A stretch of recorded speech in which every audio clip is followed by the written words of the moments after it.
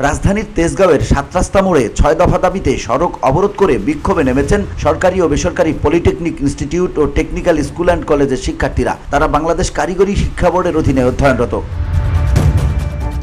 বুধবার সকাল 10টার কিছু পর শিক্ষার্থীরা ৭ রাস্তার মোড়ে জড়ো হয়ে অবস্থান নেন। সকাল 10:30টার দিকে তারা পুরো সড়ক অবরোধ করে ফেললে যান চলাচল বন্ধ হয়ে পড়ে। বিষয়টি নিশ্চিত করেছেন তেজগাঁও শিল্পাঞ্চল থানার ভারপ্রাপ্ত কর্মকর্তা গাজী শামীমুর রহমান। তিনি জানান, প্রায় 1000 শিক্ষার্থী এই কর্মসূচিতে অংশ নিয়েছেন। এর আগেও তারা একই দাবিতে আন্দোলনে নেমেছিলেন।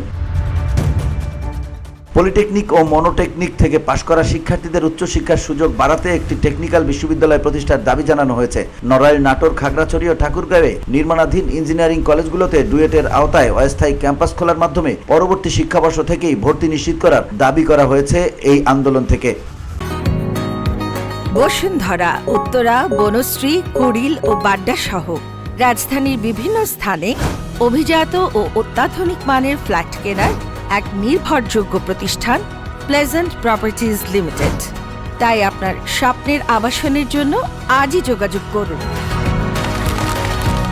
Pleasant properties limited, where destiny matures eventually.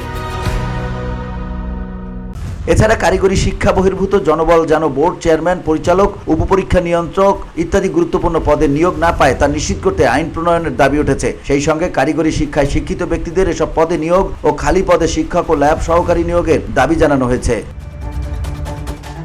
VOD Bangla news desk.